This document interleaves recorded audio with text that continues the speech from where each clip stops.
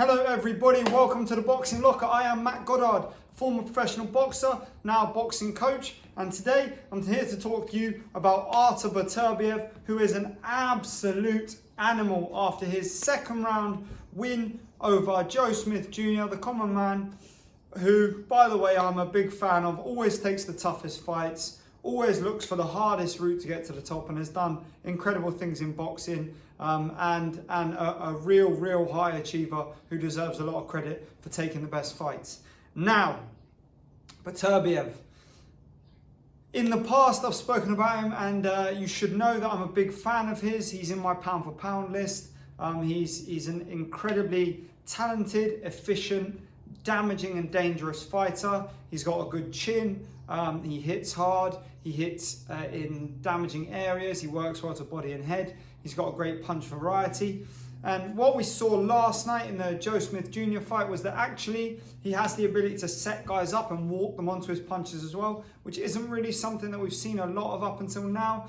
In previous fights, he's been a tremendously aggressive fighter, and the focus has been on him shutting people down, outworking them, doing damage.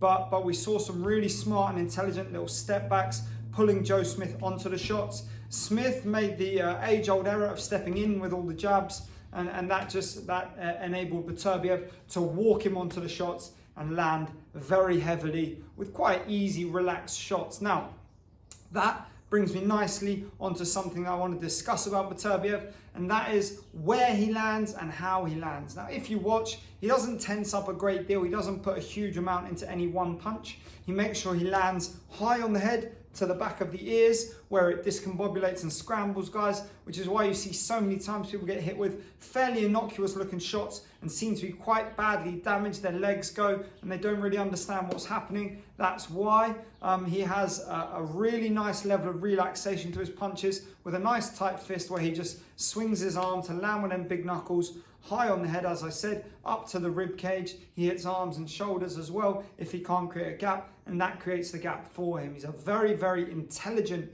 inside fighter, a very intelligent boxer, and a really damaging puncher. He's not what you would call a one-punch concussive knockout artist. He is definitely a kind of impact, a kind of a repeated impact, cumulative damage boxer.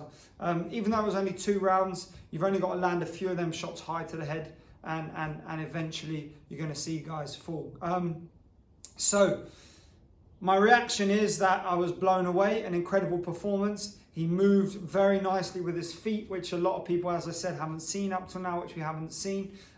He landed a lot of various shots. The uppercuts coming through the middle lifted Joe Smith's head, and then he chopped the punches down, which is a very intelligent tactic. He threw little short punches to the body just to keep Smith aware, alert, and trying to defend low, which meant that he wasn't catching them high shots to the head. He knew he could rely upon Joe Smith to march in and dive in with that jab and try and commit. So I think his team and him intelligently decided to not try and force the issue, because the issue was going to come to them, and that paid off, as we saw. Each of the shots that dropped him landed in a very similar manner, a very similar way, in a very similar place to Joe Smith's head, and Beterbiev knew exactly what he was doing. He came out of it completely unscathed, with barely a sweat on, and he looked very comfortable and confident. What do I think is next for him? Come on, we all want to see the Bivol fight. Nobody cares about Canelo Bivol 2. Really, all we want to see is that Beterbiev Bivol undisputed light heavyweight champion fight. That would be a great fight. Bivol displayed a lot of very simple, very basic, fundamentally sound boxing against Canelo, with his nice long straight shots, high volume combinations, moving in and out, keeping it simple. Do I think Beterbiev has enough to overcome that? I would say Beterbiev is probably a much greater risk than Canelo posed. I think Beterbiev will come over those shots. He'll fight with a lot less fear because he's used to the size. It's not an issue for him. I say fear, I don't mean being afraid. I just mean boxing cautiously, because Canelo obviously knew that Bivol had a lot more power and was a much bigger man. Beterbiev doesn't share those reservations and won't be that worried about it.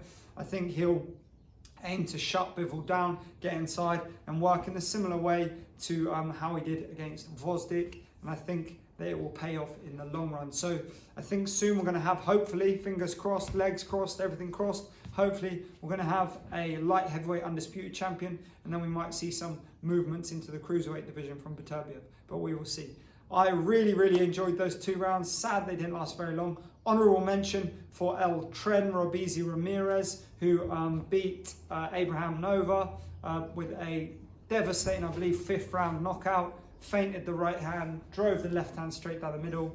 Nova's asleep. Great knockout, and a wonderful accomplishment from a man who lost his professional debut after winning 2 gold medals as an amateur, and has now proven that resilience and mental fortitude are the most important thing in boxing, and a loss means absolutely nothing if you're provided you are capable of learning from it, progressing, and maintaining the attitude that you can and will be the best. Thank you for tuning in. I hope you enjoyed the video, and as always, I'll see you for the next one. Thanks, everyone.